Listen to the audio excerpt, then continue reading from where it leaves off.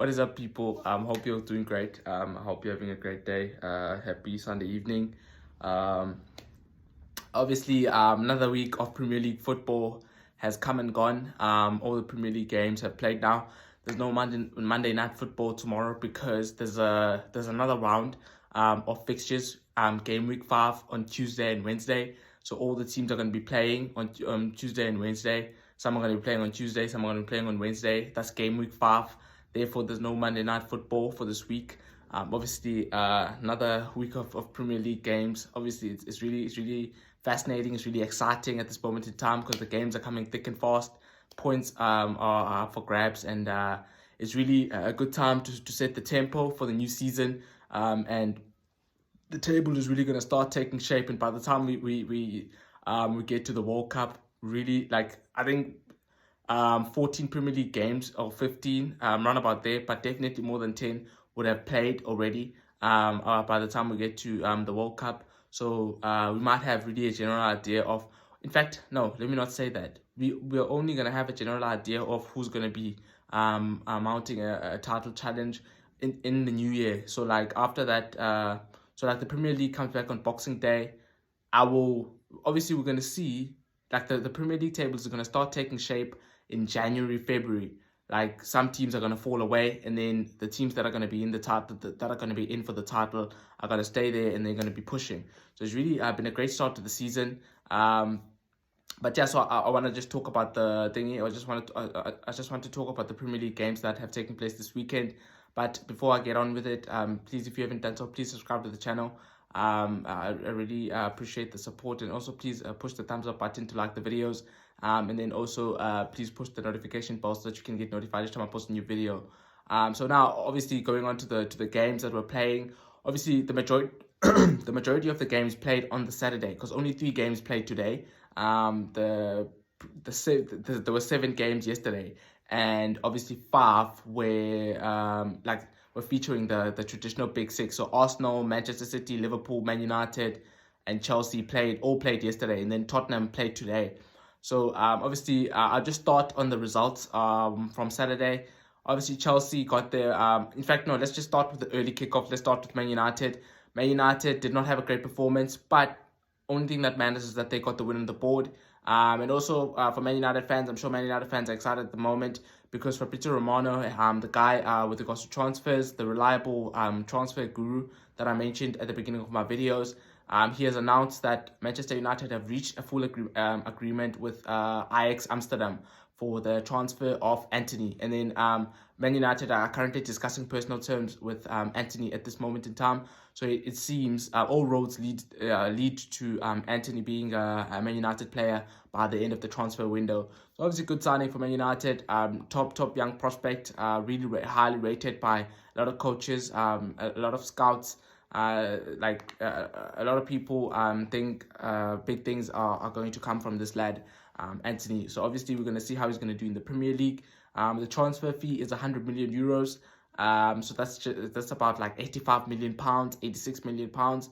I'm not sure about the structure of the deal, whether they put in the 100 million euros upfront or whether it's going to be in installments or whether there's going to be a fee upfront and then a fee in add-ons. So I'm not really sure about those details.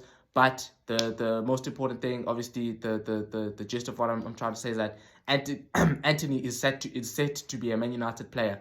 So I'm sure Man United fans are going to be excited about that. But obviously, going back to the game, they played against Southampton. Obviously, tough away fixture because Southampton really they're a good side. They press, they play some good football when they are in the groove. And they had a few chances in that Man United game, and you could argue that they deserved to draw, but obviously they didn't. They lost the game. Man United won. Great goal from Fernandes. It was a great cross from Dalot. Basically, it was a great attack in general from Man United. Great cross from Dalot, and then it was a great finish by Bruno Fernandes because he just catches the ball just as it bounces. So the ball bounces, and then he catches it, and he puts it right into the bottom left corner. So it was really great goal from Bruno Fernandes. And not a particularly great performance from Man United. Yes, they huffed and puffed, they worked hard, they pressed, but the quality wasn't there on the day. Rashford was quiet, Sancho was quiet, but the most important thing is that when you don't play particularly well, when there are moments in the game when you suffer, the most important thing is get the W, and that's what they did. So you have to give credit where credit is due, because everyone gives credit to Manchester City when they don't play well and they win, and everyone says that's what champions do. Everyone says that about Liverpool. So it's only fair that we say it about the other teams. It doesn't matter whether you play well or you don't play well. What matters is that you win. Obviously, you can't then apply that logic to every game. Like, you can't not play well in 10 games and still be proud of it, because that means something is wrong. You have to get a great performance somewhere along the line. But if on a one-off day, on a one-off day, you just happen to not have the quality, I think something went into my eye. Sorry.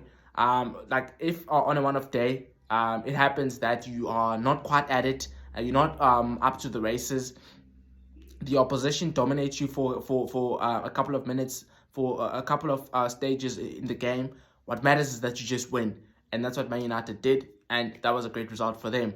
Lisandro Martinez is currently silencing his critics, because he had another man of the match performance. He was actually man of the match against Liverpool, and he was man of the match against Southampton as well. So great performance for the lad, because there were a lot of people who were giving him a lot of stick with regards to his performance.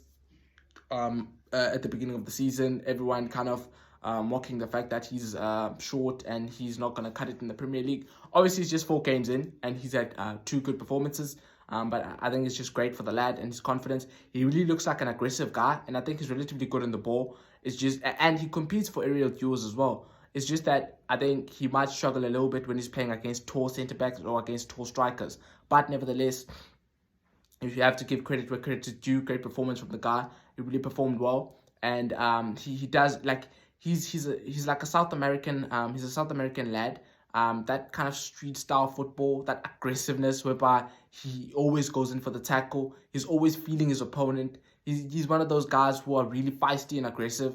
And you really need that from one of your centre backs. You need that guy with steel and aggressiveness. Obviously, not the aggressiveness of getting a red card, but you just need that aggressiveness where he's gonna, like, he's gonna unsettle the striker that he's playing against a little bit. He's gonna unsettle the defenders that he's up against in a corner. So I think that's really important from his point of view. So obviously, it remains to be seen whether he's going to continue performing at a high level and how he's going to do when he's playing against top strikers and when he's up against good tall defenders, like how he was against Ben Mee at Brentford. Because obviously, Liverpool don't play like Brentford. They're not going to try and hurt Man United in set pieces, because that's not how they play. And Southampton, another team that have tall centre backs and tall strikers, like Shea Adams was playing as a striker for Southampton. He's not that tall. Like, yes, he's not a short guy, but he's not like a big imposing centre forward. So it still remains to be seen how Lisandro Martinez is going to do when he's up against, for example, a Haaland or Darwin Núñez or who are tall centre backs in the Premier League, like these guys, like Ben Mee or these tall guys, man, that play in the Premier League. So it still remains to be. We are unsure how he's going to play in those games, but it was a good performance from him. Good 2 performances from him against Liverpool and Southampton. So obviously, good result for Man United. Not a great performance, but most important thing is the win.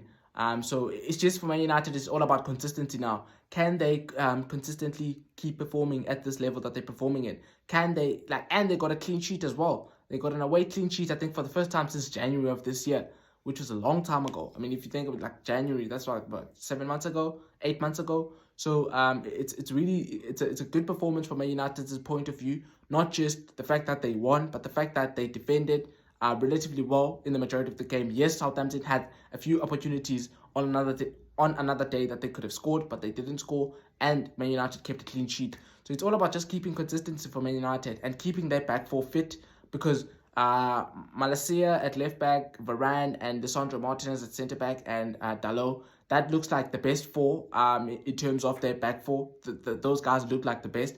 Obviously, it's all about keeping them fit, because once they get injured, then you have to chop and change. You have to get someone else in, and it kind of ruins those relationships that are within the back line. So it's all about keeping fit for Man United. It's all about staying consistent. Can they take it game by game and put on great performances on a game by game basis? Not like perform well against Liverpool and then perform bad in the next 3 games. So can they Can they basically build a winning streak? Can they win 3 games on the bounce? Can they keep two clean sheets in a row? So it's all about that for Man United. It's all about consistency. So it remains to be seen how they're going to do. But obviously, after a horrific start, a horrible start for Erik ten Hag, losing his first 2 games, he's won his last 2. So it's 2 wins from 4 games, which is a good start. It's 6 points from 12.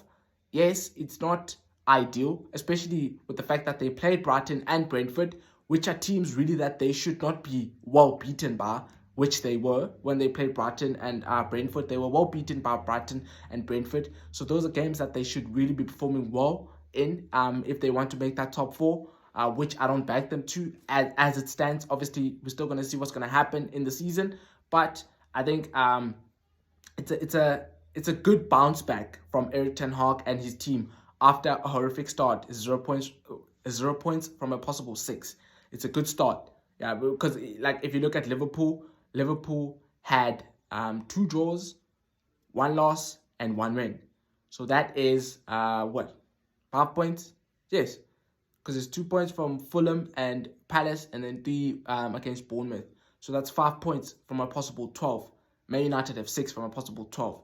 So not a good start for both, especially based on the teams that they were playing. But when you kind of try to move on, because you can't dwell on the fact that you didn't play well on the opening day of the season and you didn't play well in your second game of the season, you just have to keep moving on and you have to keep trying to improve. It's been a relatively good bounce back from Man United. And then obviously going on to the other game, let's talk about Chelsea versus Leicester. Chelsea were playing Leicester. Obviously, Wesley Fofana was not in the Leicester squad because Brendan Rodgers has basically said in the media that he's not mentally ready to be around the group. Obviously, we all know why he's not mentally ready. He's been turned by Chelsea. Chelsea want him. Actually, Chelsea over this weekend have reached a full agreement to sign Wesley Fofana from Leicester City. I think it's a 75 million pound transfer, if I'm not mistaken. I'm not sure. I think it's 75 million pounds plus a certain amount of add-ons. So I'm not quite sure how much the add-ons money is.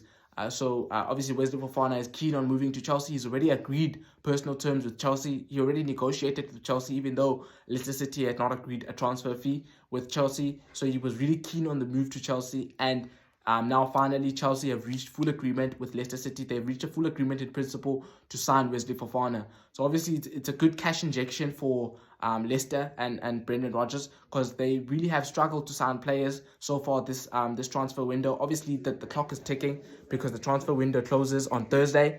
So the clock is ticking for them, and they really need to obviously, probably they've been recruiting and looking at a few players that they want, just that they haven't had the funds to go and get those players. So obviously they're going to get big cash injection, 75 million pounds for Wesley Fofana. They're going to make a huge profit on him. And hopefully they're going to spend the money well to just back Brendan Rodgers. Because I'm not with the other fans that think Brendan Rodgers should be sacked, because I think he's a really good manager. And I think he overachieved for a number of seasons with Leicester. He finished 5th on 2 consecutive seasons, just on the brink. He just missed out. He missed out on Champions League qualification on the last day of the season. And he won an FA Cup last season. That was, I think, yeah. Was it? No, not last season. Obviously, Liverpool won it last season. 2 seasons ago.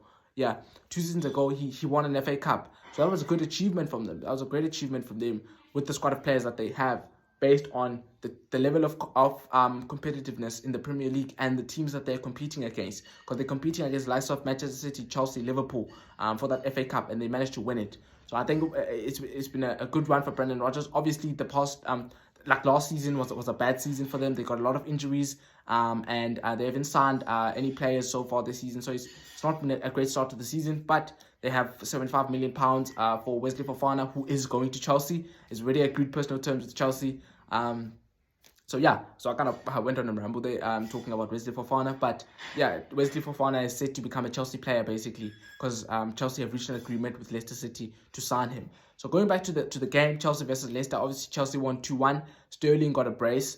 He got going for Chelsea, for his new club. Obviously, it was not like Leicester City could have gotten a draw on another day. Chelsea just grafted out a result. But also, you have to give credit to Chelsea because of the fact that they got a red card because Conor Gallagher got a red card, and they had to continue the game with 10 men, and they still managed to win. So it was great resilience from Chelsea and a great performance from their point of view, with the fact that they managed to play with 10 men on the pitch against 11 for Leicester, and they still managed to hold on for the win. Sterling got 2 good goals. He had a goal outside the box, his first goal, and then it was a tap in, his second goal. Great run into the box, great cross. I don't know who it was from, and then it was a great goal from him. Good for him. Good start to his Chelsea career. He looked lively. But yeah, so it was not a particularly great performance from Chelsea. 10 men, as I've already said. They just needed to get the win because they obviously they didn't have a great performance against Everton on the opening day of the season, even though they won. And then their second game, they had a great performance against Tottenham Hotspur, but they drew. And then they lost their third game. So that was a poor start from them because it was 4 points from a possible 9. Especially with the performance that they put on against Tottenham, which that game they should have won. And at least they should have had 6 points from 9. And they had that poor performance, that atrocious performance and performance against Leeds United, whereby they were outplayed. They were completely outplayed. Leeds pressed them to death, and they won all the individual duels and the individual battles across the areas of the pitch. And it was a great performance from Leeds United and a sorry and an atrocious performance from Chelsea. But obviously they bounced back. They win against Leicester, and it's how many points? It's 7 points from a possible 12 for them, because they have a draw, they have 2 wins. So 7 from a possible 12. That's not a bad start, even though they had a bad performance against Leeds. That's not a bad start. You've dropped only 5 points. That's not bad. So it's been an okay start from them. Performance-wise, they have not been great. They were great against Tottenham, but against Everton, against Leeds, against Leicester, they were not that great. Sterling has been a bright spark together with Cucurella, but all the other players really. And I think there's going to be significant improvements to Chelsea after they add Wesley Fofana to their team, because once they add Wesley Fofana, he's going to play as part of the back three, and that's going to push Reece James to right wing back, where they can get that creativity, because Reece James is one of the best players in terms of creativity for Chelsea. When he's playing on that right wing back, he creates a lot of chances and he scores goals as well. So they need him to be playing at that right wing back. They don't, yes, Reece James is a good defender, but they lose a lot by moving him from right wing back to centre back. He deputizes well at centre back, but that's not his best position. If you want to get the best output out of Reece James, you have to play him in that right wing back spot. Because if you play him in that right wing back spot, he's going to be brilliant for you. He's going to be going forward, he's going to be putting crosses into the box, and he's going to be scoring goals as well. So I think it's going to be a good signing for Chelsea, signing Wesley Fofana, because then they can put him at centre back. I think Thomas Tuchel doesn't trust Trevor Chalobah so far this season, because he's been playing Reece James instead of Trevor Chalobah at centre back, whereas Trevor Chalobah is a centre back and Reece James is not. So he's been playing with the back three of Thiago Silva, Koulibaly, and Trevor Chalobah. Obviously, Koulibaly got a red card, but obviously was suspended for the game against Leicester. He's going to be back for the game that they're going to be playing midweek. I'm not sure what game it is. Obviously, I'm going to do a preview on that. But he's going to be back because it was only a one-match ban, because it was a second yellow card. It was not a straight red, so it's only a one-match ban. So he should be back for the next game. And if they are able to sign Wesley Fofana by the time they get to that game, obviously he already has a visa and a work permit in England, so he's just doing a medical for him, which I think Fabrizio Romano updated that it was being done on Sunday, so today. So he should be a Chelsea player basically by tomorrow. So if Thomas Tuchel trusts him and he puts him at centre back, that can push Reece James to right wing back, and then they can have Reece James at right wing back and Marco Correa at left wing back, and that's suddenly a good team.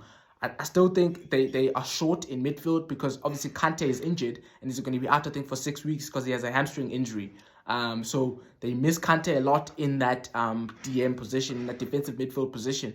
Because when you're playing Kante in that defensive midfield position and you're playing with another midfielder, that other midfielder can push on and attack, because Kante is going to do all the dirty work, he's going to do all the donkey work, whereby he's going to be all over the pitch, he's going to be working hard.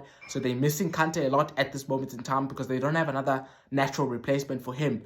Because they don't have another central defensive midfield in the ranks. It's only Kante really who's a great obviously Kante is a more than good defensive midfielder, but they don't have another guy who can play in that position for Kante and put on great performances. They only have Jorginho and Kovacic and Ruben Loftus-Cheek. So all of these guys are kind of technical players that can pass the ball well, but they're not relatively good at defending and doing all the dirty work that comes from a defensive midfielder. So I think they miss Kante a lot. But it's a relatively good team when you're putting Reece James in that right wing back, because they create a lot more chances with Reece James playing at right wing back than when he's playing at centre back. Because you see, in a back three system, the fullbacks or the wing backs are really important, because the wing backs are the main creative source of the team.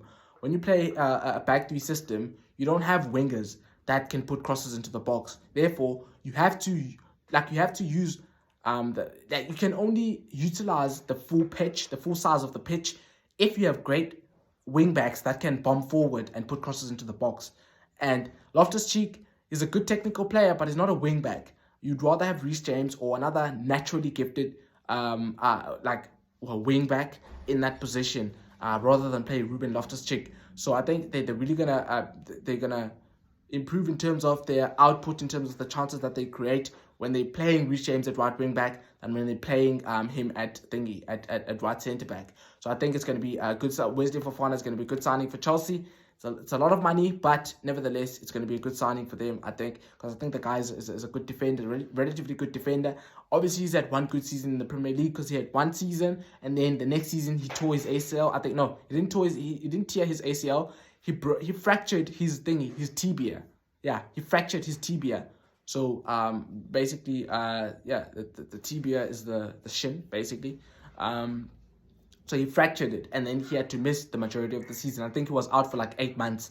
But he's been back obviously for Leicester now, and he's been playing. He's been having some good performances. So I think it's going to be a good signing for Chelsea. And as I said, Thomas Tuchel will be under a lot of pressure this season if he doesn't close that gap to Manchester City and he keeps on performing bad on the football pitch. Because you can't keep on making a case that he won the Champions League or whatever. That was 2 seasons ago. It's like, I can't.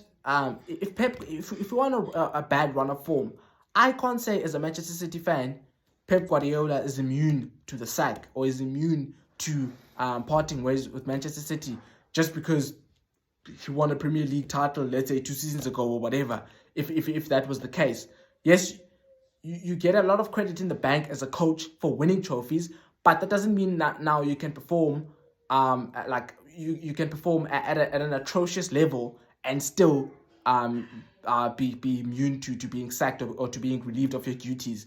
Yes, you've done well in the past, but you have to carry that to the future. You have to you have to keep on improving. You have to keep on winning in order to stay in your job. You can't just say, 2 seasons ago I won a trophy, so you can't fire me. That's just, there's no logic in that. It's like, if you're going to work and you are a dedicated worker and you've been promoted to the manager and you really you love your job, you always do well, you always bring results, let's say you work in finance, you always get deals done and all of that stuff. You can't then go on a bad run of form of getting deals done for 2 years and then make a case that you should not be relieved of your duties or you should not be demoted because of what you did 2 years ago or 3 years ago. The game moves on. 2 years ago was 2 years ago. And this is not me trying to be unfair to Thomas Tuchel or anything like that. I think he's a good coach. I think when his plan works, he really he kind of drills his players and all of that stuff. But that doesn't mean that when he underachieves and when he spends money and if he doesn't get closer to Liverpool and Manchester City. Last season they crumbled.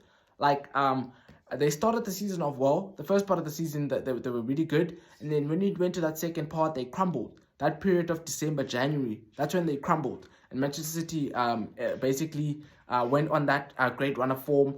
And then Chelsea drew against Liverpool and they lost against Manchester City. And then really they were out of the title picture. So I think Thomas Tuchel really needs to improve and he really needs to drill his players. And he needs, I'm not saying he should challenge for the league, because you also have to bear in mind that even though he's made good signings, his team still needs to gel. And while they are gelling, Manchester City have already gelled and they are up and running already, and They've been doing this for a number of years now. Liverpool have been doing this for a number of years now, competing for the title. So I'm not expecting Chelsea to be competing for the title, but they can't be 20 points behind Manchester City after spending in excess of £200 million in one season. That's just an atrocious performance if they were to do that. You can't be finishing 20 points behind a team that you finished 20 points behind from last season after you splash the cash and you spend in excess of £200 million in one transfer window. I'm sorry, that's not good enough. So Thomas Tuchel needs to pull up his socks, and he needs to pull his socks up, and he needs to start delivering now. You can't keep making a case that we did well 2 seasons ago and we won a Champions League. We got to a final last year of the Carabao Cup and the FA Cup. Doesn't matter. I hate it when people raise a point by saying that they've been to a final or whatever. Doesn't matter if you've been to a final. If you lose the final, that's all that matters. You go to finals to win, not to participate. This is not a participation competition whereby you should get a cup for participating. This is football. If you go to a final, you win it. If you lose it, you failed. That's simple. Like, you can't be saying, but I went to a Champions League final, that's a good achievement. No, it's not. You went to a final, you go to a final to win. I don't care if you played bad or whatever. It doesn't matter. If you win, that's all that matters. Like, we can all say Liverpool deserved to win the Champions League or whatever, but they didn't. They didn't win it. Madrid won the cup. Now, whether Madrid were lucky that they won the cup or whatever, it doesn't matter. They won it. That's the only thing that matters. The fact is they won the Champions League and they're the current European champions. Same thing with Chelsea. You can't be making a case about you making an FA Cup final or a Carabao Cup final and losing it. Because that's just, I mean, come on. We're not at primary school here where you get a cup for participation. This is the professional, this is professional world now. You have to deliver. You have to put results on the table. Otherwise, pressure is going to mount on you. So I think Thomas Tuchel really needs to pull his socks up this season and he needs to be closer to Manchester City and Liverpool. You can't be 20 points behind them. But again, nevertheless, good performance. Well, not a great performance from Chelsea, but they won the game. They had 10 men on the football pitch, so it was a relatively good performance, judging from the fact that they played the majority of the game with 10 men and they still managed to win. So I think, judging from that, you can say it was a thingy.